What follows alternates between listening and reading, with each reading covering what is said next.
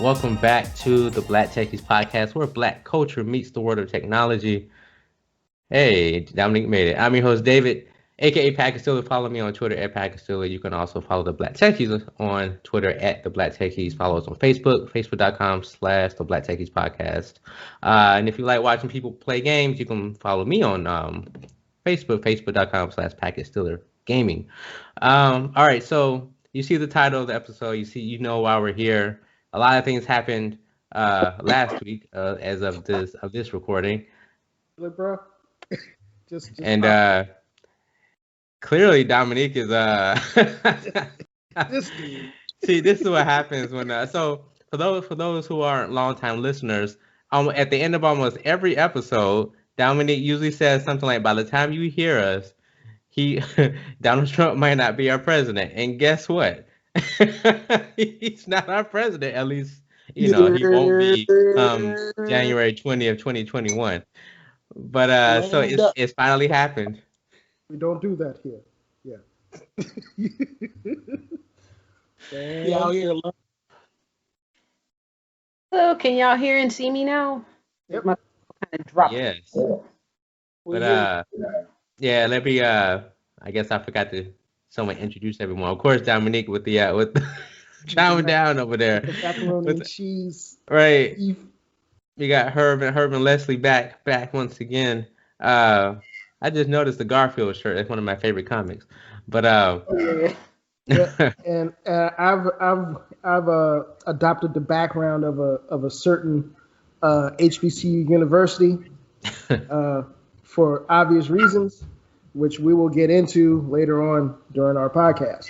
So, And but you said your boss got fired, man. What's up? I'm a contractor. but I my boss, am a freelance tech reporter for TechSpot, and so Okay, that's what we doing. Okay, Freelance writer for Fansided, busting brackets. There you go. it's a down out here. Okay. but yeah, so obviously the election happened, and this isn't a political podcast, but this might be the exception this time. But I before we started this, actually, I asked the group, how is there a tech spin that we could put on this? Is there something we can kind of weave into the narrative? I think Herb was the one who advocated, the social media aspect of it, since our since number 45 is an avid Twitter user, and he noted before that he's basically this is a social media presidency. And so, as to kind of start things off, Herb, would you mind kind of elaborating on that idea? Yes. And we lost Dominique. He goes by many names. Edward Twitterfingers, Mango Mussolini.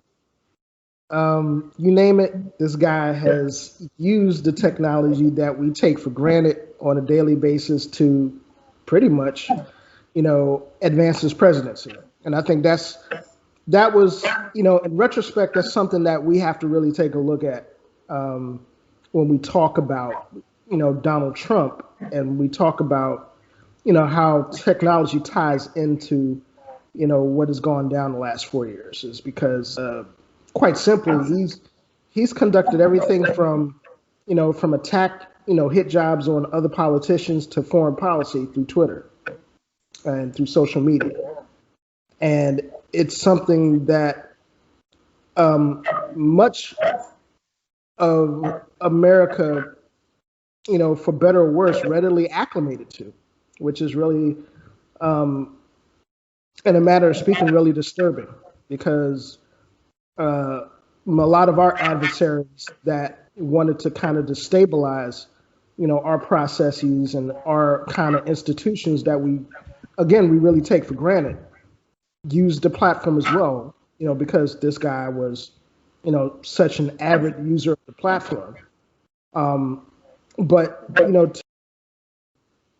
to the greater landscape in terms of not just politics, but how regular people interacted with what was going on, at 1600 Pennsylvania Avenue.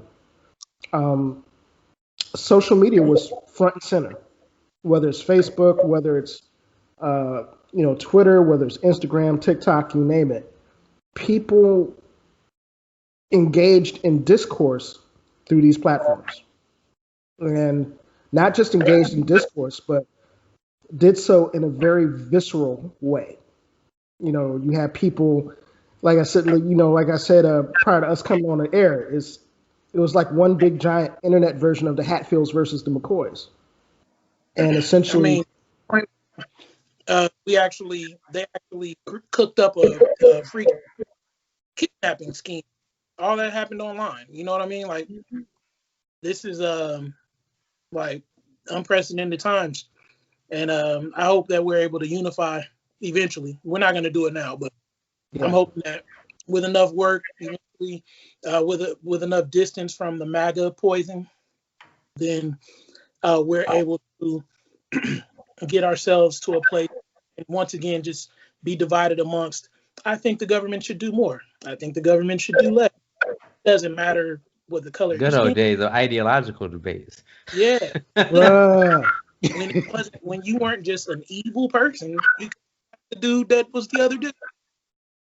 That's what I'm hoping we get to. And I think we can get there again. I just don't think it's going to take work that I don't know everybody's invested in doing.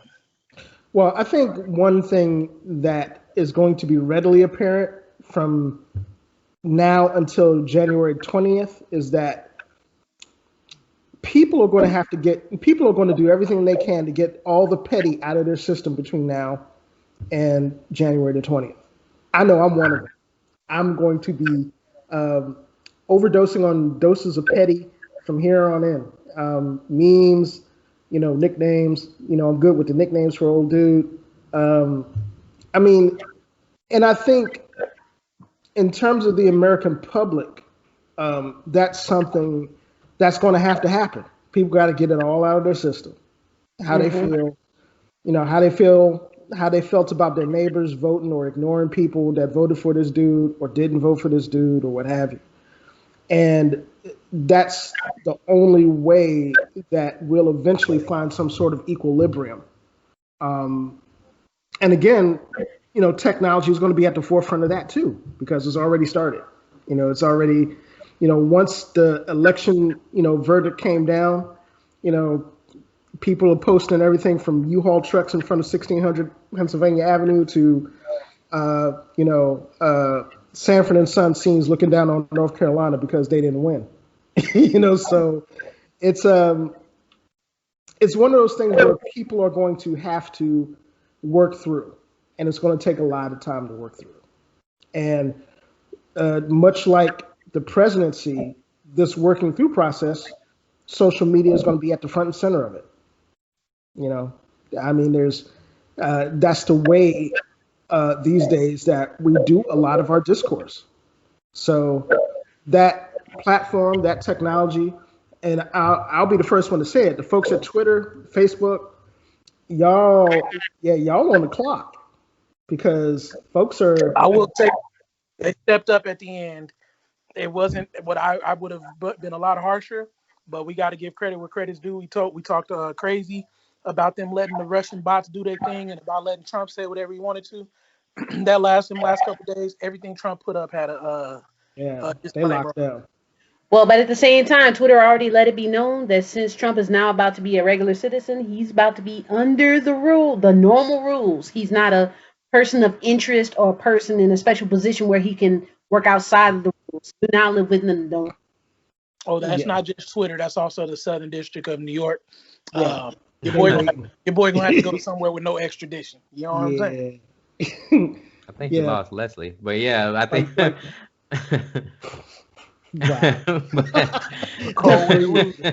freeze. Woo. But her facial expression is a perfect example of this whole thing. Honestly, this is like, but it's.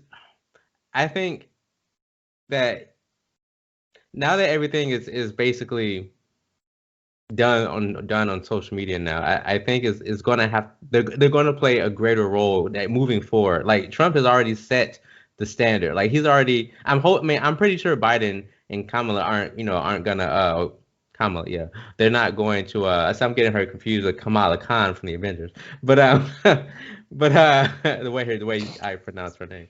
But Bruh. I'm pretty sure they're not going to be, just tweeting out everything. They don't seem like that kind of person or that kind of people. But at the same time, like you said, like social media is a big driver now of getting out policy ideas and all that and communicating with the American public. And so it's simultaneously a great thing, but now is also, as we have seen in the last 4 years, and maybe even before that, it's also a vehicle for a lot of fake news, a lot of disinformation. Um, you know, Feedback. it's funny. I've seen in the last few days, I've seen some movements in certain circles to leave Facebook in like droves and joined Gab, which is I think a more conservative leaning like social media, Yeah, and peep that. it's another one. I'm gonna remember it. And I know this because a few of some of my fellow members of my church were talking about it. Um, Parlor, that's what it's called, Parlor. So Parlor and Gab are like two different like social media apps. Now, to be fair, like if you go to Gab's website and you go to their app, they're like, this is for like celebrating free speech and all that kind of stuff. Like from a free market perspective, having another option to go to if you don't like Facebook and Twitter is a good thing, right? But like it's still kind of a misnomer because the accusation is that Twitter, Facebook, and basically all tech companies are biased against conservative voices.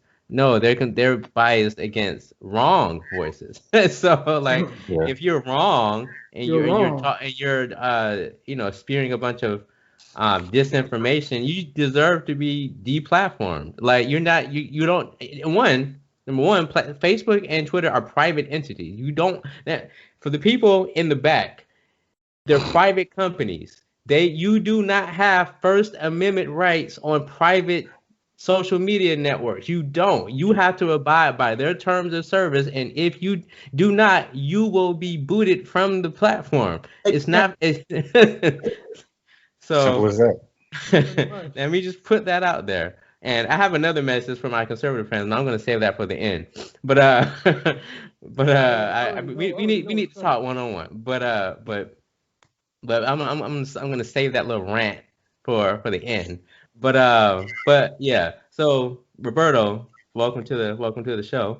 uh, you're in Atlanta, aren't you? Yeah. So Atlanta Cobb basically County, won Metro won the Atlanta. state, or basically came. They put a reverse Falcons and Yeah. came It was came from behind Hey, and and I've been won the playing. state, or I don't know, they haven't called it yet, I don't think. But they haven't called it, but the problem that I'm seeing is that they want to recount these votes, but right now, the more that they're counting, the further Biden is getting away from Trump. So I feel like they might do a recount and then he'll have more votes Stop and then it. they'll try to invalidate that. Because the problem is, and again, sorry I was on CP time. The problem is that you have somebody who's told people not to vote by mail. I don't want you guys voting by mail. I want you to get in there. I want you to go vote. I want you to show up big. Show up big on election day. Don't early vote. Don't do none of that stuff. Go on election day and go vote. And I don't have nearly as many conservative friends as you have. But the ones that I do have, I did notice that they waited until election day. Almost all of my left-leaning friends went very early. I mean, I went a week early, and only because I was trying to avoid the crowds. Not really for a political sake. There's no point in going to the supermarket Saturday afternoon when everybody's going to be there. If you can get the same groceries Friday when no one's there. You know what I mean? So like, but here's the part where it comes in where it's either genius or it's stupid. Where either you say, hey, nobody vote by mail because it's BS, and just go in there. We want to show full force. We want to be in there. And the election day, I saw a lot of pickup trucks with big Trump flags riding around, and I was like, oh, okay, good for you guys. compensating. Go ahead and do your thing. But I wonder if he was doing that to show a message, or if he was doing that because when he knew this would happen, when they would be behind because of all of the mail-in votes. If that idiot Rudy Giuliani, the human tumor, if he could figure out some kind of way to invalidate the mail-in votes, like, can you do that and then have you say like, well, look, the mail-in votes are all gone. We're not going to do any mail-in votes. We're only doing the in-person votes. And now, like, you come back and win. I don't know how he would do it. And I'm picking my words very carefully, but as a Caucasian man in America, I don't put anything past him of any kind of way to circumvent the law and do something that benefits him. Anyway, and Rudy Giuliani being a New Yorker, and both of them, I'm sorry. I want to apologize to the rest of the country for both of them, but we don't like them either there. So I'm wondering how they're going to turn this around, because Georgia is looking very, very, very strong for Biden off the strength of the early votes and a bunch of the mail-in votes that came in at the last minute. But we're going to see, because he's complaining he's not getting those votes, but he also told his people not to vote, which then you see his people follow what he says, and they're telling not to stand down and stand by anymore. Now they're about to stand up, and the problem is, like, he disenfranchised his own voters. Like, I'm pretty sure there are a bunch of Trump voters who maybe they're disabled or something, and they can't physically go vote. So obviously what you would want to do is absentee vote or a mail-in vote, right? But since he kept saying that's going to lead to fraud, right? And so now they probably didn't vote. He might have actually had a much better chance of winning if he would have encouraged his supporters to vote as often, or not as often, but vote anywhere you can, right? If you can't vote in person, do mail-in, right? But I mean, you can't do both if you spent all the way since July you're taking away mail sorting machines, you're slowly sabotaging ways to mail in vote, you're taking away pickup boxes, you're taking away sorting machines, you're doing everything to slow down and break down and hurt the postal system, telling your people not to mail in vote, telling your people not to early vote, telling them to slam the polls on election day. And they're doing all this, and then you're coming back and saying, why didn't you vote for me early? Well, fearless leader, you told us not to. Well, also, you got to realize that it's like, you can't tell these people, do what I say, and then do what I said. Yeah. When you're fighting for minority rule, you have to do weird, creative things to get ahead. And it's just been, for the last 15, 20 years, it's not been a debate on whether or not the country is moving in a more progressive or more conservative direction. The country is more popularly a liberal, progressive place. But because the liberals didn't do a very good job of playing 4D chess like the conservatives did, lost a lot of governorships, they lost a lot of mayoral races, they lost a lot of down ballot races that put us in a position, I'm not going to call myself a liberal staunch like that, but they put them in a position where they are in jeopardy of the not gentrification, gerrymandering, the voter suppression, all the things that make it so that we have to win by a lot to win a little. For the vote to be what it is, and for us not to have picked up enough, but one Senate seat, let's take the win, let's take the joy, but there's a lot of work still to be done, and you getting the president elected, it's just the beginning of the fight, and we have to make sure we hold this dude accountable.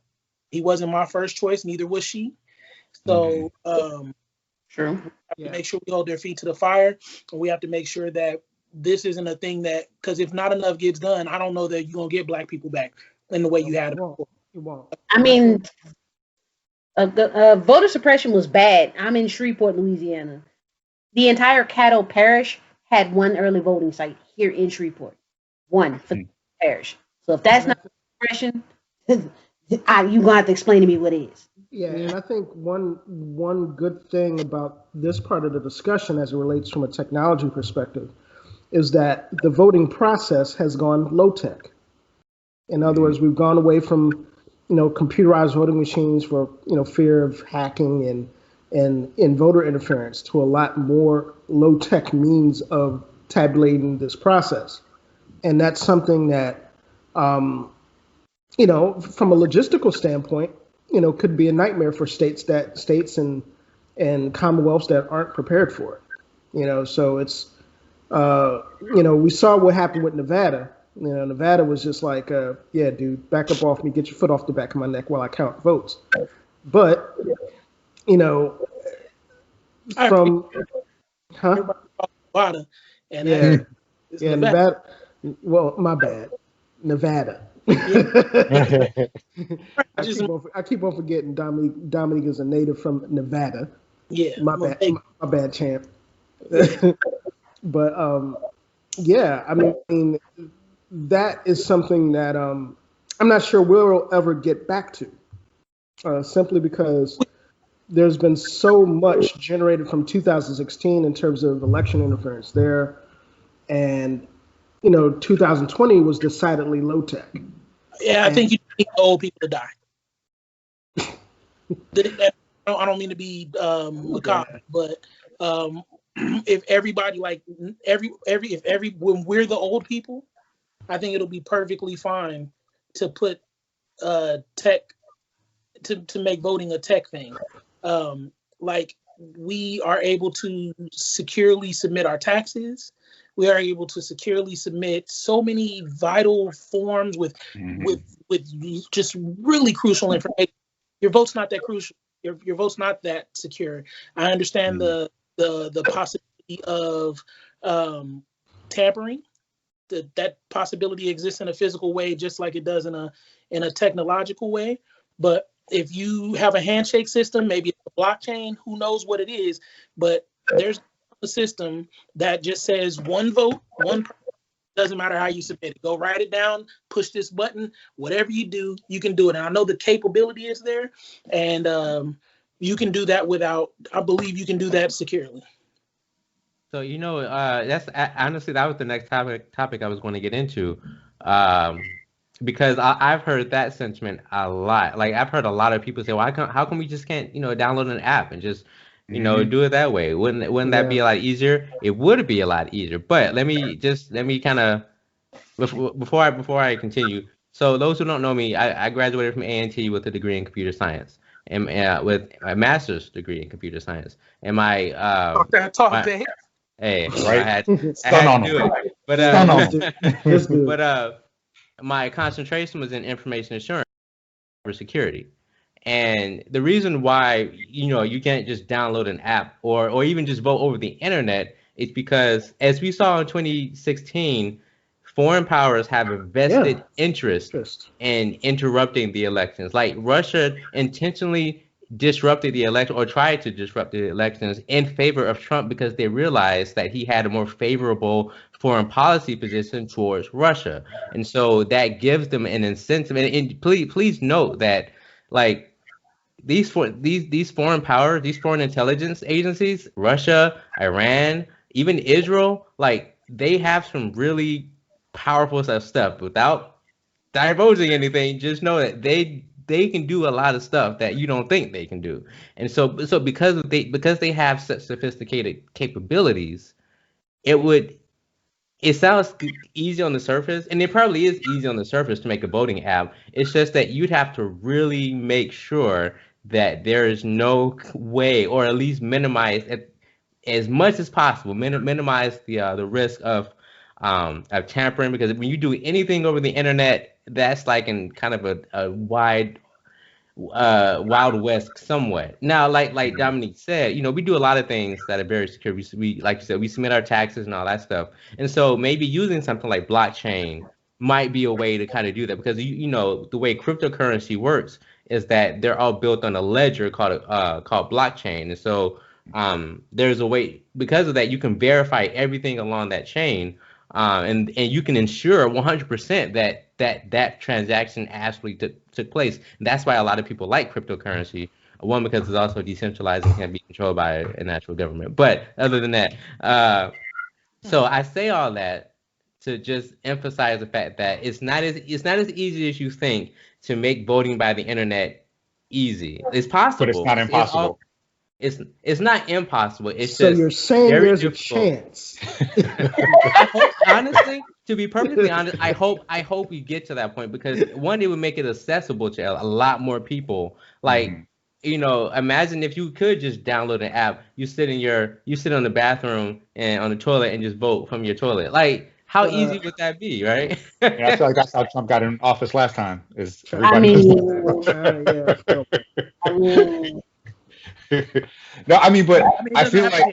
Bro. It I could just I'm be a website, and you yeah, get a thing mailed to you with your specific website key or whatever, and you just something that verifies that you're you.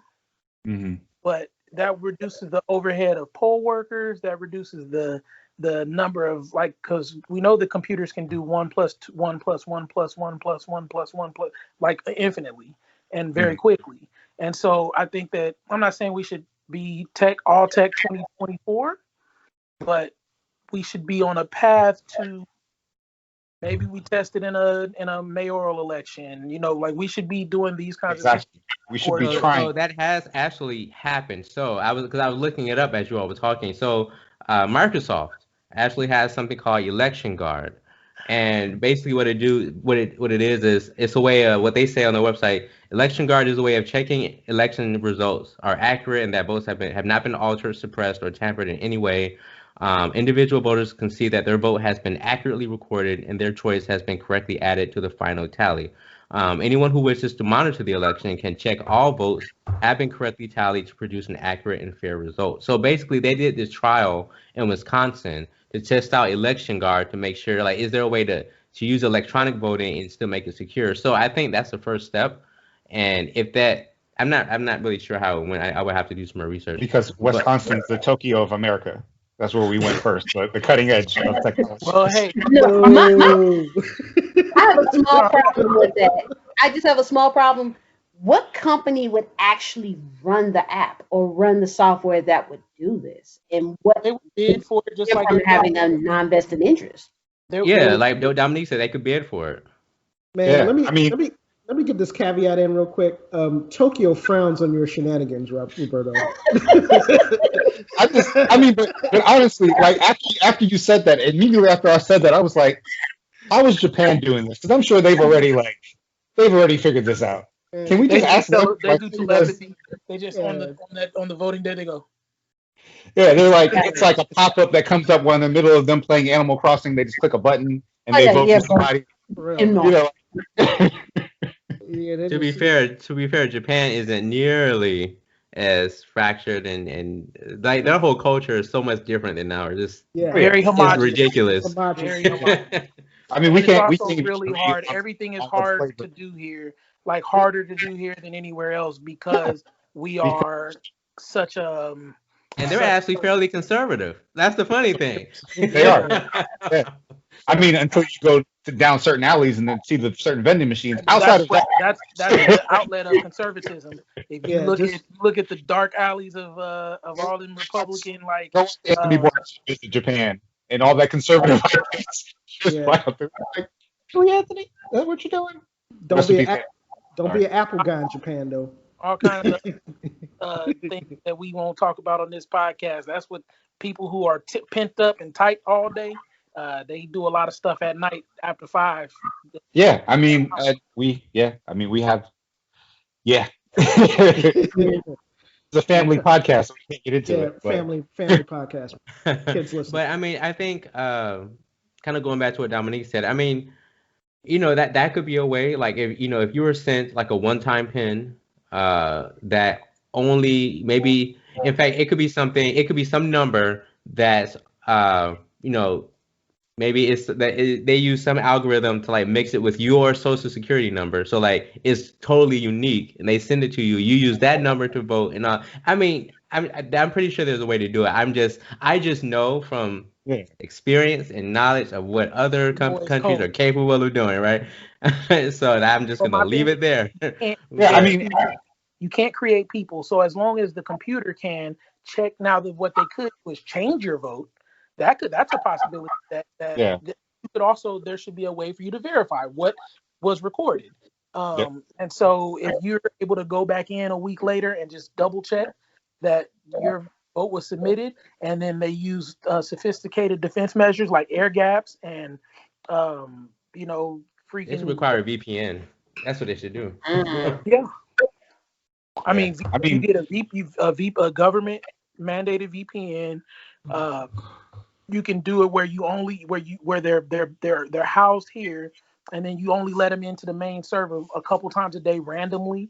Like, you know what I'm saying? Like, there's a lot of sophisticated countermeasures that we can employ. Not to say that they're not beatable. I'm just saying, like, at the end of the day, if I can submit my vote and double check that it was submitted, and then there's a process, streamlined process to find out, hey, I put this, but this is what it's showing, so I need y'all to fix that. I mean, I don't. yeah. I mean, the thing is, like, every lock that you create, there is somebody who's going to unpick it just for the hell of it.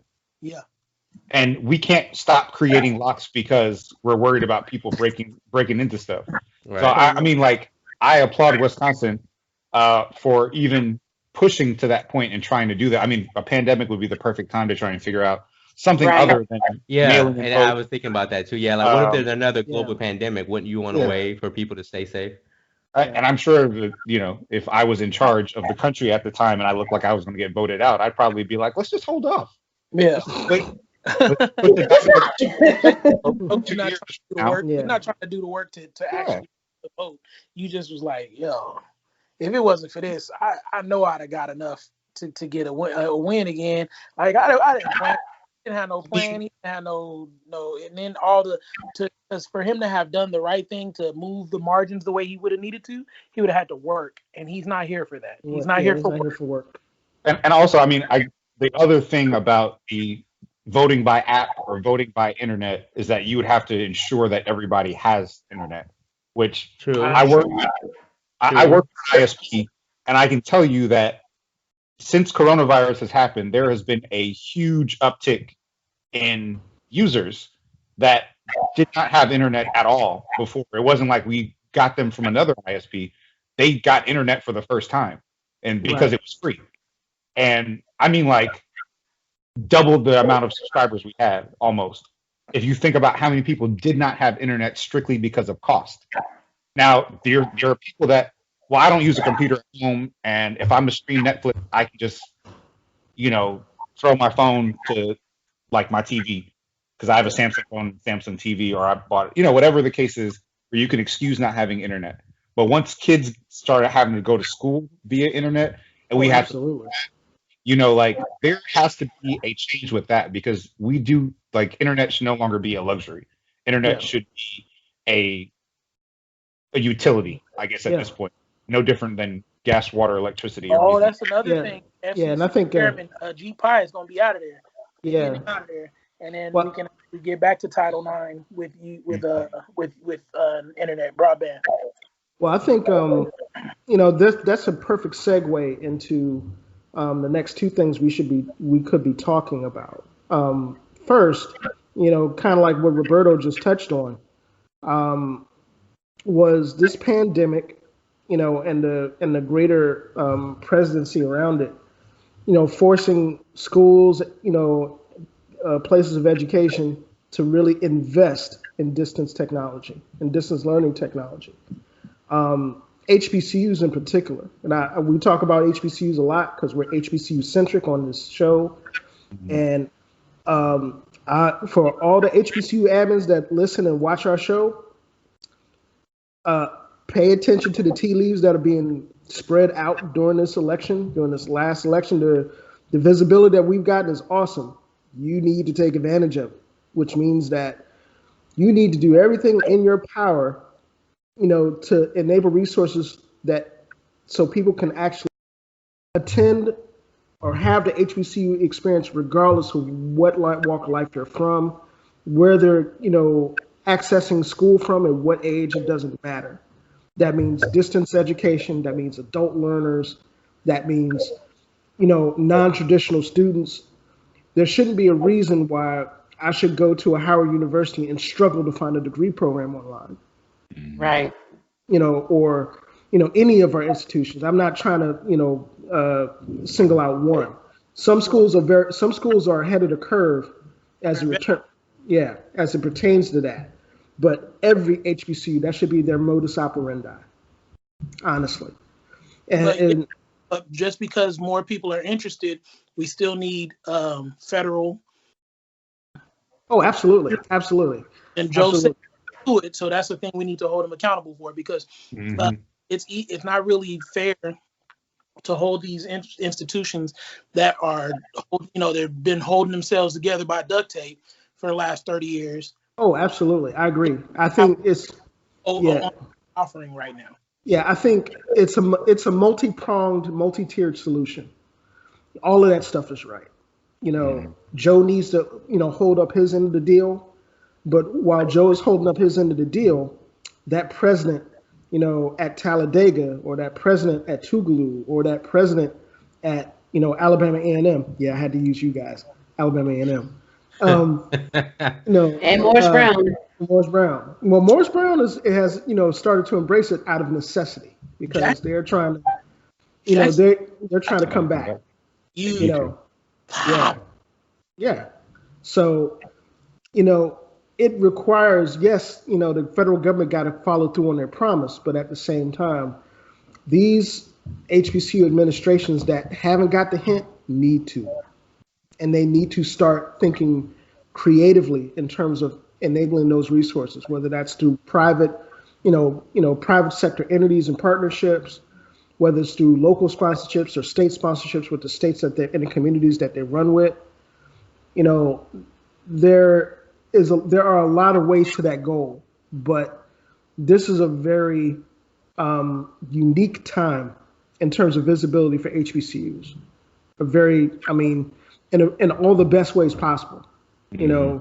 That goes beyond the election, that goes in general for this past year or two. We got to take advantage of it. I mean, certainly with hopefully with Kamala Harris in there, Howard alum, she hopefully that will help elevate the status of HBCUs. I mean, the I think there's also a competition aspect to this, and that imagine if HBCUs were able to take real advantage of like distance learning and stuff like that, and offer things that other schools can't offer, or offer it at a lower price. Exactly. Right? And so, I know I'm all about the free market. So, but but imagine if you could do the same thing. And why would you go to a larger school, but a more expensive school, when you can get the same quality education at an HBCU for a lower cost, especially if you're Black? Like you still get an education. That's the most important thing. But you also get all the non-tangible stuff, like the culture. You still get all, like, there's nothing like going to an HBCU, and nothing. And I promise y'all, we say it almost all the time. Nothing against people who went to a predominantly white institution. There's nothing wrong with going there to a predominantly white institution, but you don't get the same kind of atmosphere, the same kind of culture that you get with an HBCU. You don't get the marching bands. You don't. Right. Mm-hmm. And we ain't got to apologize for saying that, because the SEC schools will tell you, all my daughter going to all these different college tours, these different SEC schools, they will tell you there's nothing like going to an SEC school on football Saturday. No one even comes close. There's nothing like it. And I was like, I beg to differ. Yes, sir. Have you ever been? Homecoming. Go to a Magic City Classic. First of all, as a matter of fact, and I'll just say this as a caveat to that. As a matter of fact, I know plenty of Auburn and Alabama Black folk that go out of their way every single year to go to a Turkey Day Classic or Magic City Classic, because they can't get the environment that they get there. I'm not trying to go somewhere and hear Sweet Caroline. Put on Swag Surfer and shut up and let me dance, bro. Yeah. Stop. And I think that's a greater discussion to be had, maybe for another episode that's not necessarily as tech related, because that relationship between Black folk that went to PWIs, that and I won't say this as a broad generalized statement because I know plenty of PWI graduates that love and appreciate what HBCUs are all about and cherish them. But they just didn't go. Yeah, but you got an element out there that like the degree shame and all sorts of other foolishness. Mhm. And then once you get in the job market, it's a wrap because they getting smoked. Yeah. So it's it's one of those things where, ultimately, this visibility that HBCUs are getting, that those sorts of discussions are going to come to the forefront. And from a technology perspective, it's even more beneficial time for HBCUs, whether it's Google, whether it's Microsoft, doing initiatives with HBCUs in terms of balancing the playing board in terms of minority representation in tech. It is what it is, and it's for us. I mean, there are those of us that whatever version of the HBCU experience you've had, whether you got your degree or you didn't, when you touch it, and you're there. Yeah. And it's always with you. So especially, I mean, you think about like I'm wearing this Mitchell Law Practice soccer jersey, and it's in maroon and white colors of dear old Morehouse. That this is my friend's law firm that sponsored our soccer team. And like, did your friend become a lawyer, open a practice, and then sponsor your all black soccer team? Well, No. majority black soccer team. Shout out to the Strife brothers that's in there. I know you remember them, David. But like it's different. It's different. Like I remember I did not have any dress clothes besides stuff to go to a funeral and the stuff I went to prom in when I went to Morehouse. And every Wednesday you had to dress up to go to King Chapel. And I wore the exact same suit jacket that I think I probably borrowed from my friend Brian. But I wore a tie, I got a different shirt, and like I made it happen. And I was proud to walk up in there every day. And it's not, again, that had nothing to do with my grades. It had absolutely nothing to do with my education. I worked in the community service office. I worked with activists while I was in college. I had a job. What I mean? Like I got a chance to do things that, again, nothing to do with my major. I'm an English major. Has absolutely nothing. Absolutely. Absolutely. And that's sauce that you don't get at other places. Yeah, absolutely. I think just talking briefly about my experience, Alabama State. For a kid from DC, traveling to Montgomery, Alabama, the seat of the South was culture shock for me. And yeah, exactly. And there wasn't anything more apparent to that to me than arriving on campus after standing in the line for financial aid and getting my off-campus housing straight, walking down South Jackson Street and seeing the infrastructure of Jim Crow up close and personal, all the way down to the Capitol building, where you can see water fountains and separate counters for the drugstores and stuff. That, that was just kind of like reality setting in. It's like, damn, I'm in the South. Hey, Really? quick question. Quick question. Is Jackson State still on Lynch Street? Isn't that the name of the street that Jackson State is on? Yes.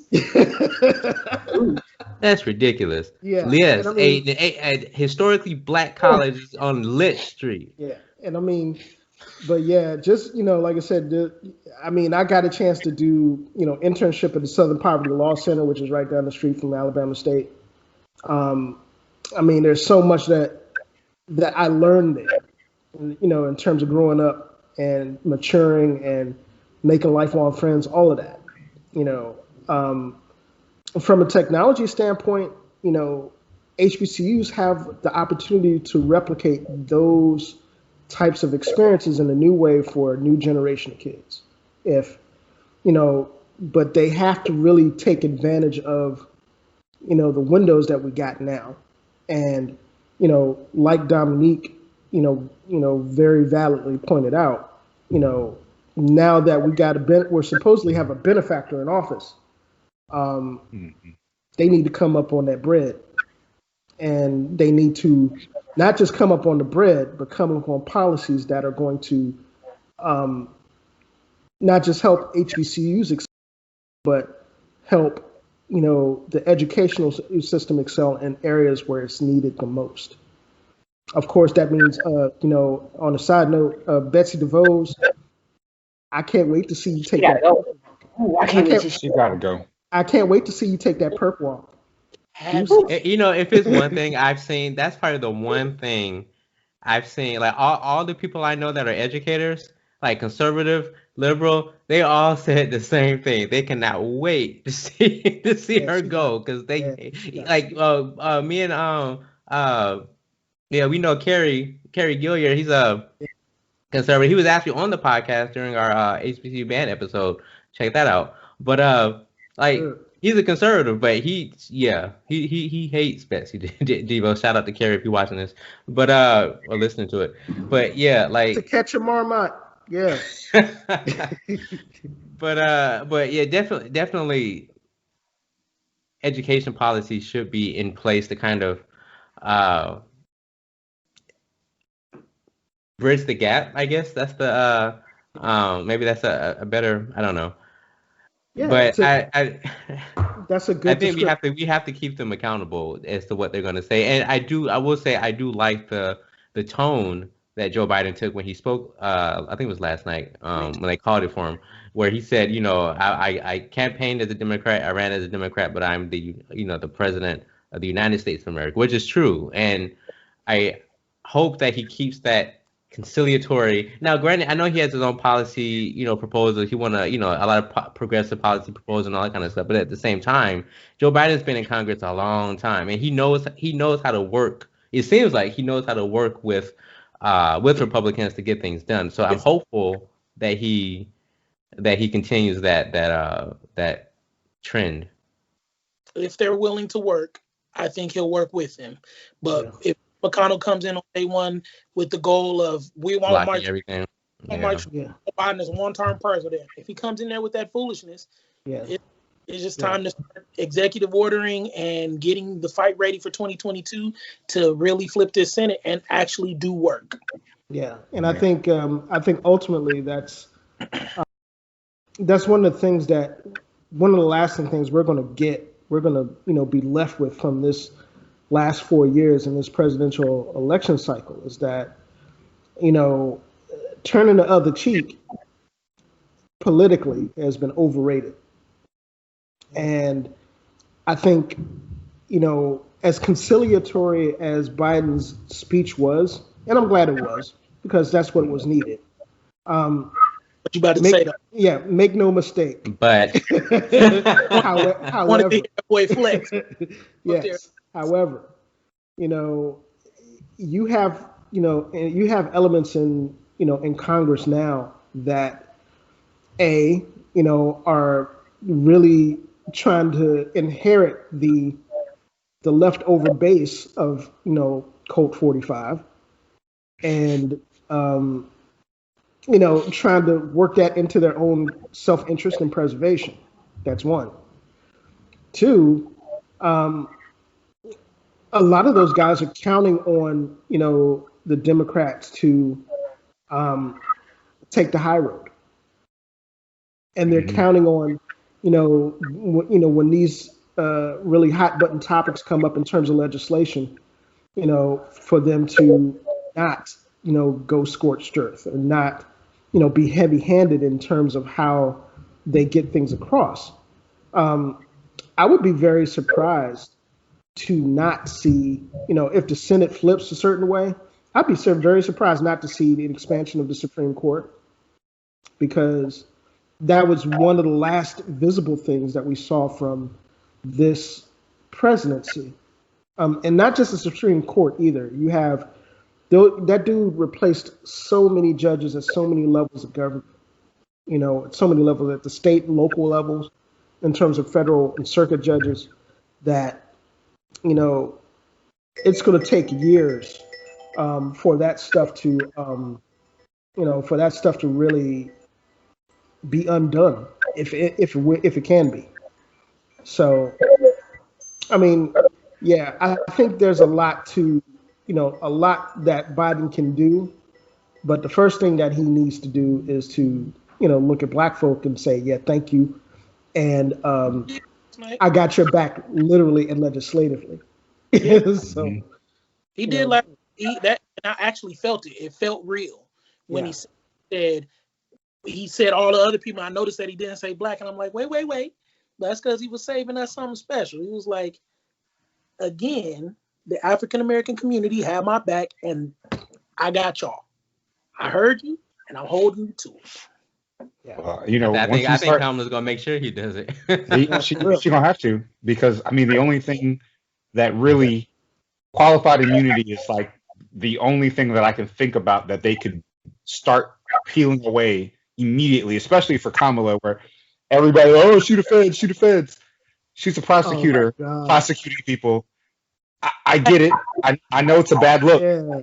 I know it's a bad look. Somebody got to do it. Yeah, but I mean, like, you can't. Well, if she was a prosecutor and did her job horribly, and then there was never another Black, South Asian, Indian female prosecutor ever again, then she messed up. She didn't Clarence Thomas the thing, okay? She didn't get in and then start ruining it for everybody else behind her. So if they were to do something to because the Platinum Plan with Ice Cube and Trump I don't even want to get into that. Yeah, minorities $500 billion for HBC, I don't buy that, because we're still waiting on that wall. We're still waiting on that wall to be built. So let me put this another way. If you take a really close look at what was laid out in this Platinum Plan, how can I put this? It's smoke and mirrors. The name Platinum Plan is very, very. It's smoke and mirrors. It's essentially a big giant ass IOU for for black folk to say. We love platinum, so yeah. I want to down it. Yeah. I mean, it's very 1997 bad boy records. Yeah, and as a segue, I'm gonna just say this for Cube, 50, all these, all these rappers, they look. You guys got a platform, you guys got resources to do something meaningful in terms of legislative change at the local and state levels of government where you guys reside at. Start a damn PAC. Start a super PAC. Do something. To be fair, 50 said he was kidding. If you're a rich, I'm not mad at you for being for picking yourself or your family over your community. I'm not mad at you. I don't think you should do that. But if there's one president that says I'm gonna tax the hell out you over 400,000 and you make over 400,000, I understand being like, I want the other guy, because my life's not gonna change too much regardless of who's in the office. But with one, I'm gonna have half my money. Specifically, to those folks that prescribe themselves to speak for the black community. Yeah. I think that's what we talk about, and social media again had a major part in this whole dynamic of Ice Cube getting zipped and toasted, like a bagel. I'm just saying. I mean, that dude is. When you do something like that, on a platform like Twitter or on a platform or any social media platform, and people don't agree with you and see right through it, retribution is retribution, and black folks wasn't having it. Black folks were like, you got played. And I mean, it's one of those things where, again, when we talk about the relationship between the technology that we're referring to and how people perceive their role in this political structure, in terms of not just political but social as well. It's one of those things where if you have the resources at your disposal and you don't do the research and you don't really do put forth the effort to really represent yourself in the way that you need to, you're going to get called on it. You're going to get exposed, and Black Twitter is going to have their way with you. It's one of those things where it's not an if, but it's a when. It's whenever I think deeper issue in all of this is the fact that Ice Cube is one of our leaders, and Lil Wayne is one of our. Now they're not actually, but the fact that they're represented as such, because there's a dearth of doctors and social activists and because we had Umar Johnson for a little bit, and then we realized what that was. I mean, everybody comes out and start acting Gotta like put them to sleep. Dude, let me tell you something. Umar Johnson, I have a particular disdain for Umar Johnson because this dude, those of you guys that listen to the podcast that know me and my family in St. Paul's College in Virginia, RIP, one of the oldest HBCUs in the country, is no longer in existence. We're like that. My grandmother worked at St. Paul's for 30 years, put two aunts through school, and it practically sustained our family. So when I hear this dude talking about buying St. Paul's and turning it into a school for black men, and it turned out to be a scam, that left a particular bad taste in a lot of people's mouths, myself included. And, you start to look into cats like this, and it's like, look, man, don't snow people under the guise of, being politically woke and correct and wanting to do stuff for black folk. Just do it. Look at LeBron James. This man started a whole school in Akron, and it's like nobody talks about it. People like he just did it. I don't get why people hate on this man so much. Like he has stayed with the same woman this entire time. He is a great father, great basketball player. Then he started a whole school and that's a whole other conversation because their daddy has been since the 90s has been Michael Jordan, and he's challenging their daddy, and they don't like it, and that's the long and short of it. Plus, people are challenging the way LeBron holds on to his hairline. That sort of stuff. I mean, that level of loyalty shows his marriage.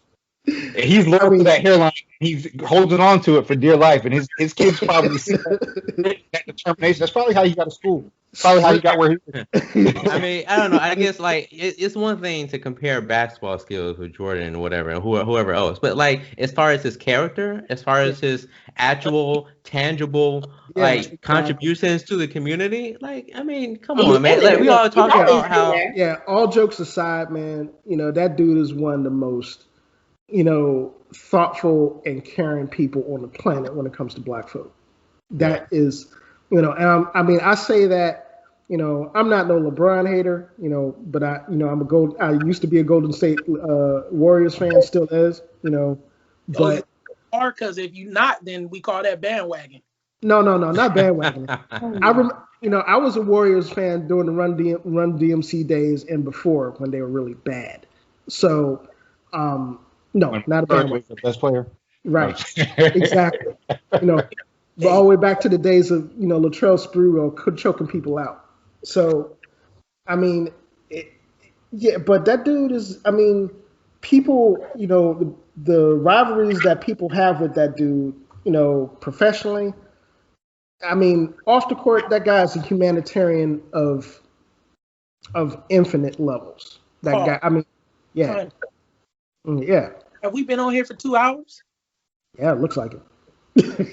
Or my recording says about an hour, but we were talking a little bit before then. Yeah. But actually, we can probably wrap up anyway. Because I'm still trying to watch some Sunday night football. Yeah. But I got some grenades to throw. Call of Duty. Yeah, I'm gonna have to wrap. I gotta go see at 7, so I don't want to be that guy, like get up and just walk out, but. Hey man, if y'all gotta roll out, go ahead. But to that point, I guess we can all kind of give our last words. I'm gonna say mine for last, so I'll let ladies first. If you want to give any last words or parting words, I don't know. We lost. And did we lose you again? Hey, isn't that the way? That's the way that thing. It's 2020, man. What about you, Roberto? Every time we get off the podcast, we always say, we a little bit closer.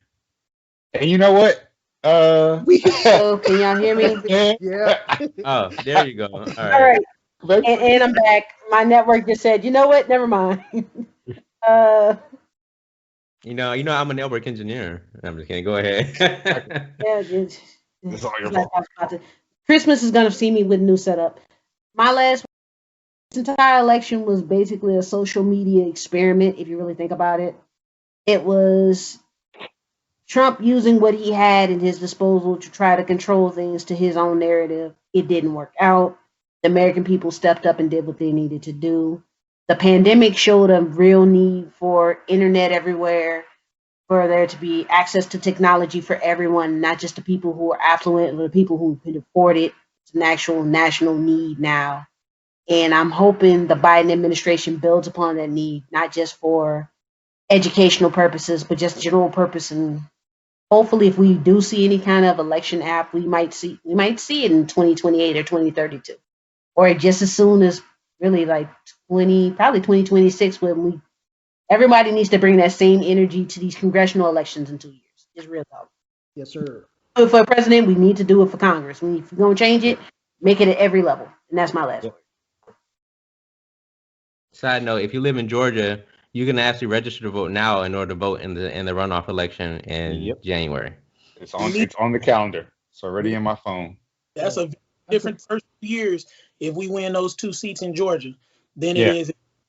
And I mean, Andrew Yang is moving here to help, but like we got uh, a Spelmanite and a FAMU Rattler in office to help us out already. So I think we should be good. HBCU strong. Yeah, exactly. I'm gonna say this, and then I'm be a rare feat for me to be short-winded. Uh, I'm proud of the progress that the country has made, but I am also happy that Biden didn't win in a landslide because I don't trust that. I like for people to be exactly who you were. Trump did the best thing he could possibly do for America, and he let everybody wear their Klan hoods out in the open. And it's too late. You can't unring that bell. You are exactly who we thought you were, and you were out and you were open. You were proud of it. Just own that and try to figure out a way to get past that in yourself. Now, for the people who are saying it's time to heal and it's time to, I can't say any of the things I want to say because I can't curse.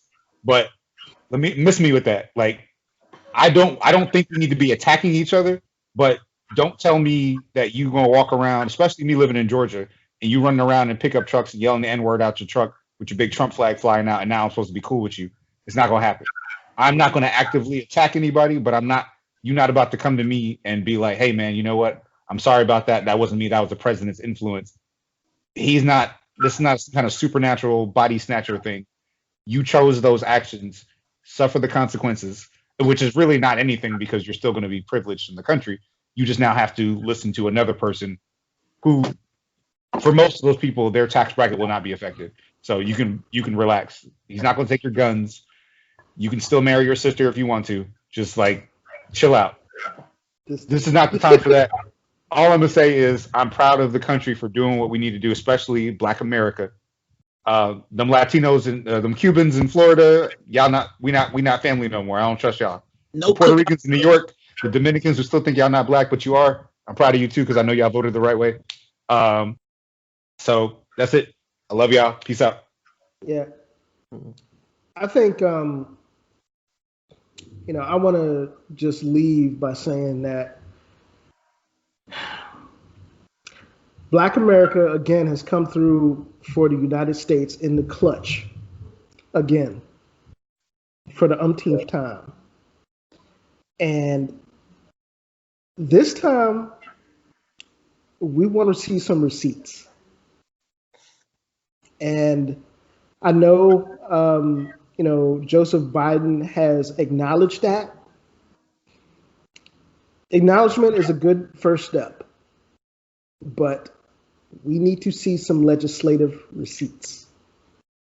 And that may not happen overnight. I get it. But the way African Americans came out in droves, and I mean not just African Americans, but the least uh, equipped of us in neighborhoods that have been forgotten about and overlooked and underserved for as long as anybody can remember, came out and showed people what democracy is. And it's something that black people have done throughout the course of their history in this country. If anybody has believed in the ideals of democracy and the Constitution and the promise of America, it's been African Americans. And we need to see receipts. Now, part of those receipts, technology and science have a good deal to do with that, particularly in the greater discussion of what we're experiencing now with COVID, what we're experiencing in terms of accessibility to resources and to education and to a number of things that disproportionately affect our communities. Again, I'll say it, we need receipts. And this administration is in a unique position to start providing those receipts. I hope that's the case. Otherwise, you may not have black folks to bail you out the next time. That's what I got. Wise words. Dave. Ashley, I think I'll let you go last again, just to keep it, So I'm not gonna be long, but if you're watching or listening to this and you lean more on the conservative side, or you might have even voted for Trump. Let's talk for a minute, right? I consider myself more politically conservative. I'm more social conservative because I'm a Christian, but also somewhat on the politically conservative side, meaning that I believe more so in fiscal responsibility and making sure that most of the main decisions, governmental decisions in your life are made by the local and state governments and not necessarily the federal government. But this is a country of over 320 million people. Ain't nobody gonna have the same ideas. Even within Democrats, they don't even agree on everything. And we saw that during the Democratic primary, where you had Elizabeth Warren and Bernie Sanders saying things, but Joe Biden and everyone else saying other things, right? So even they don't agree on everything. So here's the thing. You might not have agreed with everything John McCain said or believed politically, but this dude believed in the fact that if you work together with people who you disagree with, you can move the country forward. I read his entire memoir, and it was great. I highly advise you to read his memoir. And where he said that the best way to lead this country, the best way to govern this country, is for a consensus and compromise. Because you can't have it your way the entire time. This country, even for my Democrat friends, you're not going to have it all progressive all the time. Sorry, that's just not how it works, right? For my Republican friends, it's not going to be conservative all day, every day. That's not how the country works because that's not how everyone thinks, right? So the best way to govern this country is to want to admit if you're wrong. If your idea is wrong, admit it. It's wrong. And unfortunately, because of the last 4 years, that hasn't been the thing. And as a conservative, to be perfectly honest, the last 4 years have been an embarrassment. And to even say that I'm a conservative, that's like a bad word now because of the last 4 years. And it's like, if you have a good idea, or if you think you have a good idea, rather, then just talk to someone. And I don't know. I guess try to avoid just social media disputes, really. If you really want to get to know people and like form bonds with people who you don't disagree with them, go out for a beer, right? Go out to lunch, get to know people in person, because I feel like nowadays people don't really get to know each other, and then it leads to all what we have now, all the division, all the strife. Look at all of us on this podcast. Me and them probably disagree on a whole bunch of stuff, but guess what? Here we are talking about stuff, right? It's totally possible to be friends, to get along with people who you don't agree with, and Donald Trump did not make that any easier. And so for that matter, I'm happy that Joe Biden got elected. So hopefully, I'm hoping that maybe as these next 4 years go on, maybe there can be some kind of some kind of consensus. Think back in the mid 90s when Clinton was in office. What did they do? They balanced the freaking budget and we had a surplus. And it was a Democrat. What did they do? They cut spending and they raised taxes. It's almost as if that produces a surplus. And, Wow. so like it's nothing wrong with having conservative ideas because some of them actually I think they're usually better long term. But if you're listen to your Democratic friends, if they have some ideas, just think, okay, would this be a good thing to do?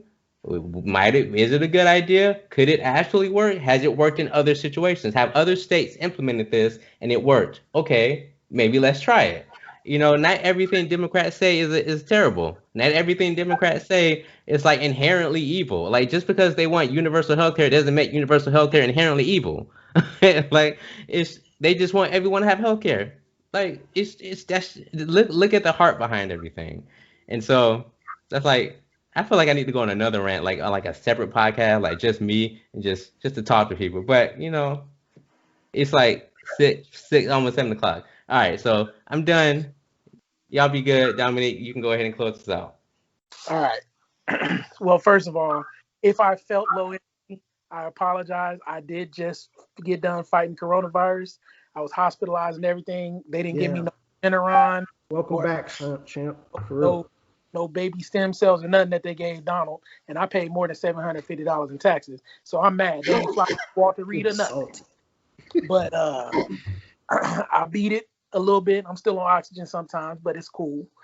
We gonna be all right in a couple weeks. This thing is serious, man. Y'all need to stay in the house if you ain't got to be out there, because it don't get everybody. But if it gets you, golly, boy, I tell you what. I was in the hospital for 8 days. That's not what this is about. Anyway, I am so proud of this country. I'm proud of my people. I am overjoyed and hopeful for the first time in a very long time. I hope it doesn't come back to bite me. I know very well that it could. I'm hopefully optimistic, but also I know what we are. I know what this country is. I know what history has told us will happen. So all we can do now is, because there's a plethora or an overwhelming amount of information now that might not have been available in the 90s to everybody because of the internet, we are able to see patterns. We are able to see the way this system works. We're able to see bills get put up. We're able to see, because of 24-hour news and cable and all that stuff, we're able to see stuff we weren't able to see ever before. And so hopefully we're able to use all this information to hold our publicly elected officials accountable. And if they don't do their jobs, there's a reckoning in 2 years and then another reckoning in another 2 years. And so hopefully we're able to do what we need to do. Hopefully it doesn't come to that. Hopefully these people that are there decide to start working, to stop obstructing the country, let's start progressing the country. A lot of people need a lot of help. Just because we are all doing okay, we're all working from home, we haven't really skipped a beat. There are a lot of people that are suffering a great deal. And so stuff needs to be done to help them. I'm again, like I said, I'm overjoyed. I'm happy that everybody went out and voted.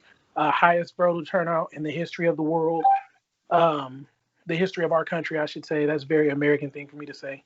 But I don't got anything else. Everybody try to do something good for somebody this week. Pay it forward. Do the best you can. And guys, we don't have to say that anymore, because it's gone. He's lame ducking it out here. All I want to know is, are we all going to get together on January 19th at midnight?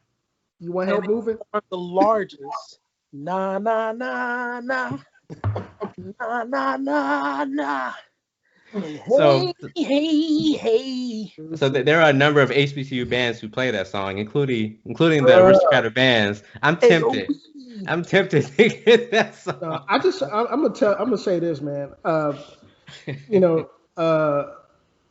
To the Rangers, SU, FAMU, Norfolk, whoever put out really good ballots, there's a Teddy Pendergrass song that you guys need to be playing. Next time, post-COVID, you guys are in the fifth quarter. The whole town's laughing at me by Teddy Pendergrass. Yeah. Oh wow.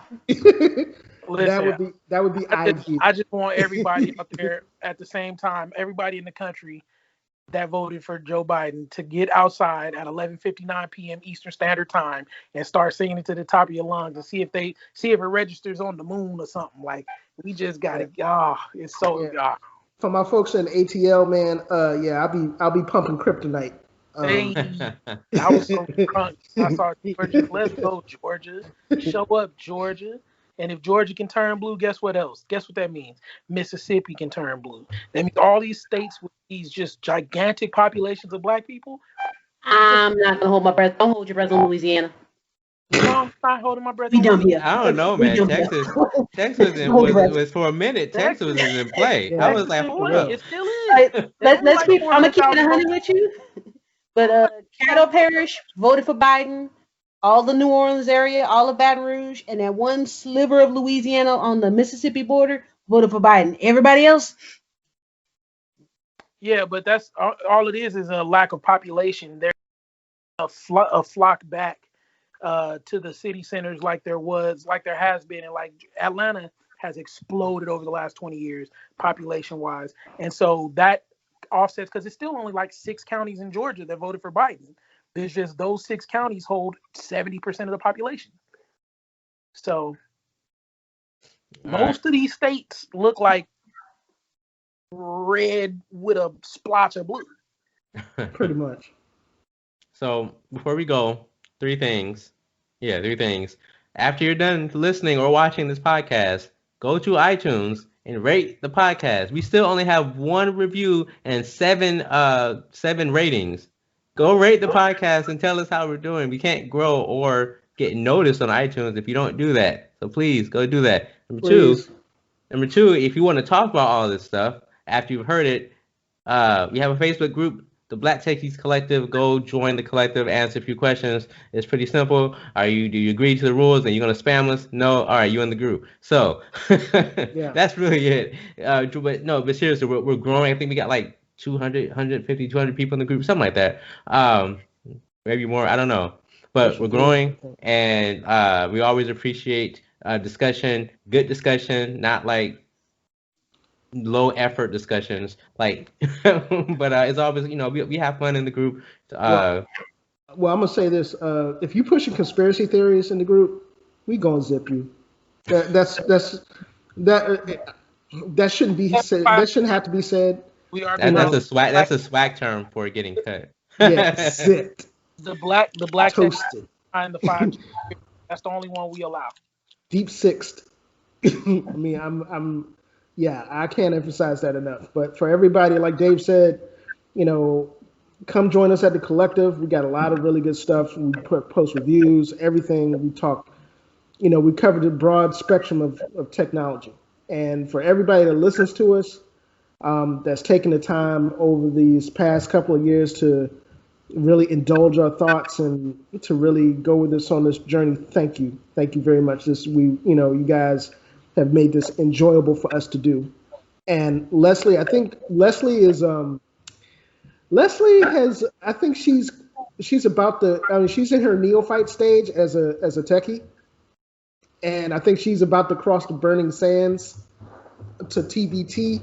So we might have to discuss this off air. She's really done an awesome job, supplementing us, during shows. So, I'm gonna get my powder right quick. Yeah. We might have to get her. We're a non-hazing organization.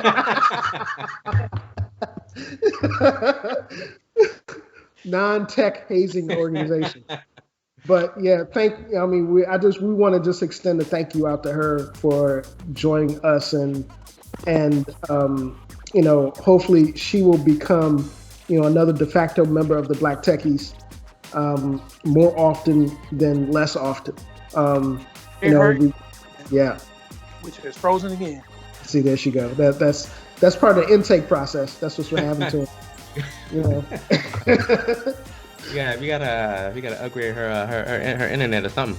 I don't know. But so the last thing, the very last thing, or things I guess I should say, is I know because of the election everyone's all happy and everything. People have kind of been going out and partying and celebrating, and we've broken our record for COVID cases 2 days in a row, over 100,000 people in one day. in one Bruh. day. You still got a disease going, man. Right, Wear your so- mask, social distance. Stay home. Like, Stay be home. safe, wear a mask. I would say go vote, but that's over. So go, be safe, wear a mask, social distance in that order or at the same time if you can, and we'll see y'all. And on that note, hail Wakanda. Wakanda. Wakanda. Hell. Yes, sir.